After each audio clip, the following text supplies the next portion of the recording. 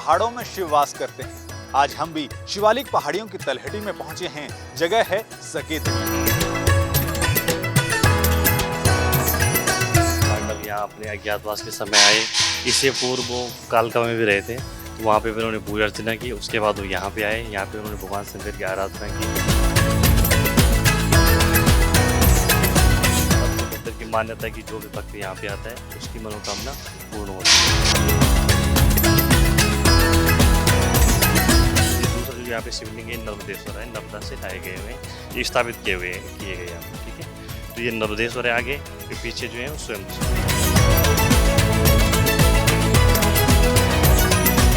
अधिकतर यहाँ पे जब पूजा अर्चना किसी ने विशेष करनी हो, रुद्राभिषेक वगैरह करना हो, अभिषेक वगैरह करना हो, कुछ पूजा करनी हो, तो पूजा के लिए ये स्थान यहाँ पे बनाए गए हैं। यहाँ पे पहाड़ हुआ करता था, उसके बाद यहाँ पे भगवान राम की मूर्ति स्थापित की है किसी भक्त के द्वारा, और तब से फिर नियमित रूप से यहाँ पे हर महीने रामायण का भी पाठ होता है। आगे माता का दरबार है, ये माता नवदुर्गा का मंदिर है। यहाँ पे माँ अपने 9 स्वरूपों में है, जो हम देखते हैं कि नवरात्र में जब पूजन होता है माँ भगवती का, प्रथम दिन से लेकर 9 दिन तक जो भी माता का पूजन होता है वो यही सारी माता ही हैं। प्रथम शैलपुत्री, द्वितीय ब्रह्मचारिणी, तृतीय चंद्रघंटी, तो सारी माता यहाँ पे विराजमान है। माता की अखंड ज्योति भी लगातार यहाँ पे कई वर्षों से जल रही है। यहाँ पे नाग देवता विराजमान रहते हैं। यहाँ पे भगवान शिवलिंग ऊपर साक्षात भगवान शंकर थे, तो नीचे उनके नीचे ये नाग देवता यहाँ पे साक्षात नाग देवता विराजमान रहते थे। वो उन्हीं की गुफा बनी हुई है, तब से यहाँ पे नाग देवता के लिए दूध रखा जाता है। वो रोज नियमित आके दूध का अपना ग्रहण कर लेते हैं।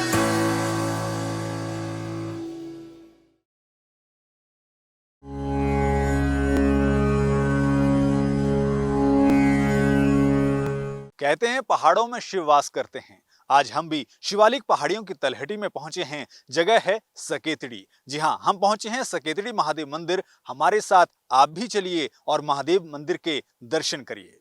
अपने अज्ञातवास के दौरान पांडवों ने देश भर में जगह जगह अपना समय बिताया।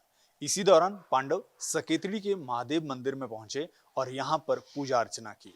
आज हम सकेतड़ी महादेव मंदिर में पहुंचे हैं और यहाँ पुजारी जी से जानते हैं कि इस मंदिर की क्या महिमा है, पांडवों ने किस तरह से यहाँ पर पूजा अर्चना की थी। हमारे साथ जुड़ चुके हैं यहाँ के पुजारी। चलिए बात करते हैं। पंडित जी नमस्कार। नमस्कार जी। ये काफ़ी प्राचीन मंदिर है, पांडव के समय का है, पांडवकालीन का है, और पांडवों ने यहाँ पे अपना कुछ समय व्यतीत किया था। पांडव यहाँ अपने अज्ञातवास के समय आए। इससे पूर्व वो कालका में भी रहे थे, तो वहाँ पे भी उन्होंने पूजा अर्चना की। उसके बाद वो यहाँ पे आए, यहाँ पे उन्होंने भगवान शंकर की आराधना की, पूजा अर्चना की, फिर भगवान ने उनको दर्शन भी दिए। ठीक है, तब से मंदिर की मान्यता है कि जो भी भक्त यहाँ पे आता है उसकी मनोकामना पूर्ण होती है। तब से यहाँ लगातार हर श्रावण में, हर शिवरात्रि में भक्तों का तांता लगा रहता है। भक्त हर सोमवार को काफ़ी मात्रा में जलाभिषेक करने, दूध, बिलपत्र, भांग, धतूरा इत्यादि भगवान को चढ़ा के अपनी मनोकामना पूर्ण करते हैं। तब से लगातार मंदिर में प्रचलन चला आ रहा है ये कि जो भी भक्त यहाँ पे आता है उसकी मनोकामना अवश्य पूर्ण होती है। भक्त अपनी श्रद्धा लेके दूर दूर से क्षेत्रों से आते हैं, पंजाब, हरियाणा, हिमाचल इत्यादि इत्यादि जगहों से भक्त यहाँ पे आते हैं। पंडित जी यहाँ पे मैंने देखा कि 3 शिवलिंग हैं, 2 एक साथ हैं और एक अलग से। इसकी क्या महत्ता है? ये जो आप देख रहे हो, जो चांदी का बना हुआ शिवलिंग है, इसके नीचे भगवान की जो स्वयंभू पिंडी है, वो इसी के नीचे भगवान की स्वयंभू पिंडी है। ठीक है, तो ये भक्तों द्वारा जल चढ़ा चढ़ा के उसका थोड़ा रूप छोटा हो गया है, तो तब से चांदी से थोड़ा कवर कर लिया गया है। तो ये दूसरा जो यहाँ पे शिवलिंग है नर्मदेश्वर है, नर्मदा से लाए गए हुए हैं, ये स्थापित किए गए यहाँ पे। ठीक है, तो ये नर्मदेश्वर है आगे, ये पीछे जो है वो स्वयंभू शिवलिंग है। वो भगवान के जो स्वयं प्रकट हुए थे वो ये भगवान की छोटी पिंडी उसी के अंदर विराजमान है। ठीक है। तो जब पांडव आए थे तब ये मूर्ति थी, ये शिवलिंग था स्वयंभू या उससे पहले का है? नहीं, ये उससे पहले के ही है। यहाँ पे भगवान उससे पहले के ही हैं, लेकिन वो भगवान मतलब पहाड़ के नीचे दबे हुए थे, तो उन्होंने पूजा अर्चना की, यहाँ पे काफी समय से रहे, उन्होंने भगवान की आराधना की, फिर भगवान ने उनको दर्शन दिए। साल भर में कितने श्रद्धालु यहाँ पे आ जाते हैं? साल भर में तो तकरीबन मेरे हिसाब से ये लगा लो आपकी शिवरात्रि में लगभग 2 ढाई 3 लाख श्रद्धालु शिवरात्रि में आ जाते हैं। पूरे श्रावण में भी लगभग 2.5 लाख, मतलब 2 लाख के श्रद्धालु पूरे समथिंग आ जाते हैं। पूरे साल के अगर तकरीबन अनुमान लगा ले तो 6-7, हाँ, मतलब कोई अनुमान नहीं है, लेकिन 4-5 लाख से ज़्यादा ऊपर ही, लाखों लाखों से ऊपर है संख्या। मंदिर की व्यवस्था कैसे चलती है? मंदिर की व्यवस्था मैनेजिंग कमेटी यहाँ पे बनी हुई है। तो एक ट्रस्ट बना हुआ है, मैनेजिंग कमेटी है, तो वही इसका संचालन करती है। ट्रस्ट में विभिन्न सदस्य हैं, वही लंगर का संचालन करती है, मंदिर का मैनेजमेंट वही देखते हैं, गौशाला का संचालन वही करते हैं। बाकी ट्रस्ट में काफ़ी वर्कर हैं, स्टाफ हैं, तो उसी के द्वारा संचालन होता है। इस शिव मंदिर के अलावा और भी यहाँ पे देवी देवताओं के मंदिर हैं? हाँ, अन्य भी देवी देवताओं के मंदिर हैं। बगल में दूसरे शिवलिंग भी हैं। उनकी वो भी प्राचीन ही है, वो स्वयंभू हैं। वहाँ पे वो उसके उसके बाद जैसे यहाँ पे पर्वतशिला थी, उसको हटा के जैसे हुए थे, उसके बाद उसके दर्शन हुए थे। तो वो भी स्वयंभू है यहाँ पे। यहाँ 3 शिवलिंग हैं। हाँ जी, हाँ जी, 3 हैं। एक तो नर्मदेश्वर है, बाकी 2 भगवान के स्वयंभू हैं। पंडित जी, यहाँ जो दूसरे मंदिर हैं, उनके बारे में भी आप थोड़ा हमें बताएँ। ठीक है, अब मंदिर आगे बने हुए हैं। मैं आपको ले चलता हूँ, आप चलिए, बता दो आपको।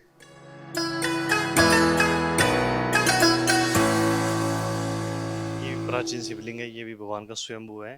तो यहाँ पे भी भक्त जब बहुत ज़्यादा भीड़ हो जाती है तो वैसे लगातार उधर भी जल चढ़ाते हैं, इधर भी चढ़ाते हैं।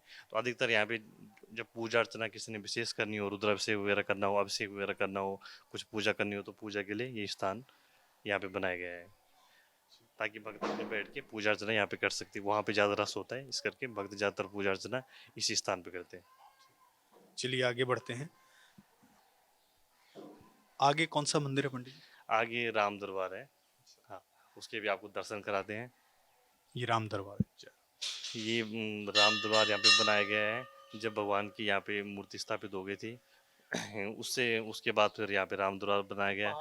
हाँ, यहाँ तक पहाड़ हुआ करता था। उसके बाद यहाँ पे भगवान राम की मूर्ति स्थापित की गई है किसी भक्त के द्वारा। और तब से फिर नियमित रूप से यहाँ पे हर महीने रामायण का भी पाठ होता है। रामचरितमानस का पाठ होता है, अगले दिन भोग लगता है। ठीक है, तो हर महीने के जो दूसरा शनिवार है तब से रामायण का पाठ लगातार यहाँ पे चल रहा है। रामचरितमानस का अखंड पाठ होता है, अगले दिन भोग पड़ता है और भक्तों में उसका प्रसाद वितरण होता है आरती के पश्चात। तब से भगवान राम की कृपा यहाँ पे बनी हुई है। चलिए आगे बढ़ते हैं। आगे माता का दरबार है। ये माता नवदुर्गा का मंदिर है। यहाँ पे माँ अपने 9 स्वरूपों में है। जो हम देखते हैं कि नवरात्र में जब पूजन होता है माँ भगवती का, प्रथम दिन से लेकर 9 दिन तक जो भी माता का पूजन होता है, वो यही सारी माता ही हैं। प्रथम शैलपुत्री, द्वितीय ब्रह्मचारिणी, तृतीय चंद्रघंटी, तो सारी माता यहाँ पे विराजमान है। तो नवरात्रों में इन्हीं भगवती का पूजन किया जाता है। उनके 9 स्वरूप यहाँ पे पूर्ण आपको देखने को मिल सकते हैं। वो आपको हर जगह नहीं मिलते, वो यहाँ पे विराजमान है। तब से माता की शक्ति यहाँ पे निरंतर है। माता की अखंड ज्योति भी लगातार यहाँ पे कई वर्षों से जल रही है। तो यहाँ पे माता की पूर्ण शक्ति है, माता यहाँ पे विराजमान है। तो कई भक्तों ने अनुभव किया है। और भक्त यहाँ पे अपनी मनोकामना के लिए कुछ रस्सी वगैरह भी इस पे बांधते हैं, कुछ मौली वगैरह लपेटते हैं, चुन्नी वगैरह लपेटते हैं, ताकि उनकी मनोकामना पूर्ण हो जाए। जब भी मनोकामना पूर्ण होती है उसके बाद दोबारा खोल लेते हैं। इस वक्त हम मंदिर में नाग देवता की गुफा में खड़े हुए हैं। चलिए पंडित जी से जानते हैं कि इस गुफा का क्या महत्व है, क्या यहाँ पर नाग देवता आते हैं? पंडित जी। ये गुफा भी काफ़ी प्राचीन है। जब से वो जो स्वयंभू शिवलिंग है, ये गुफा उसी समय से यहाँ पे बनी हुई है, स्वयंभू बनी हुई है गुफा भी। तो यहाँ पे नाग देवता विराजमान रहते हैं। जहाँ पे भगवान शिवलिंग ऊपर साक्षात भगवान शंकर थे, तो नीचे उनके नीचे ये नाग देवता यहाँ पे साक्षात नाग देवता विराजमान रहते थे। वो उन्हीं की गुफा बनी हुई है, तब से कई वर्षों से गुफा है। यहाँ पे कई भक्तों को नाग देवता के दर्शन हुए हैं। कई भक्तों को एक और तब से यहाँ पे नाग देवता के लिए दूध रखा जाता है। वो रोज नियमित वो आके दूध का अपना ग्रहण कर लेते हैं। ठीक है, तो कई भक्तों को दर्शन हुए हैं कि यहाँ पे प्रत्यक्ष दर्शन हुए। कई बार ऊपर भी आए मंदिर तक। तो नाग देवता की यहाँ पे पूर्ण महिमा है। तो ये जब से सबसे जब प्राचीन ये मंदिर जब सबसे पुराना था, सबसे प्राचीन था, तो तब से यहाँ पे 2 ही शिवलिंग हुआ करते थे। एक शिवलिंग ऊपर और एक नाग देवता की गुफा। ये 2 ही थे यहाँ सबसे प्राचीन। उसके बाद जितने भी निर्माण हुआ उसके बाद नहीं हुआ। सबसे पहले ये गुफा ही हुआ करती थी। तो यहाँ पे हर रोज नाग देवता आते हैं? यहाँ पे कभी कभी आते हैं, लेकिन उनके लिए हम दूध का भोग रोज यहाँ पे रखा जाता है। वो किसी अवस्था में आते भी हैं तो हमको दिखते नहीं, किसी वक्त को दर्शन हो भी जाते हैं। हालांकि मंदिर में नाग तो कभी हफ्ते 2 हफ्ते में दिख ही जाते हैं। ऊपर सांप सांप सांप निकलना यहाँ पे स्वाभाविक है। कई भक्तों को यहाँ नल पे दिख जाते हैं, कभी पीछे लंगर हॉल में दिख जाते हैं, कभी कहीं दिख जाते हैं। तो नाग तो बस दिखते रहते हैं यहाँ पे। सांप दिखना तो एक स्वाभाविक, शंकर भगवान का मंदिर है तो नाग तो उनकी वैसे भी गले में धारण किए रहते हैं, तो उसी कारण दिख जाते हैं। जो भोग आप लगाते हैं, हर दिन लगाते हैं, वो नाग देवता अपने आप जो हैं वो कभी भी आके ग्रहण कर लेते हैं। ग्रहण कर लेते हैं, उनके लिए भोग रखा जाता है। बाकी नियमित भोग लगता है। ये दूध का भोग है, ये यहाँ पे 24 घंटे यहाँ पे रखा रहता है। सुबह से लेकर रात तक यहाँ पे रखा जाता है। आगे राधा कृष्ण मंदिर है, हनुमान जी मंदिर है, उसके बारे में मैं आपको बताऊँ। इस वक्त हम हनुमान जी के मंदिर के सामने हैं। पंडित जी बताएं हनुमान जी के मंदिर के बारे में कुछ।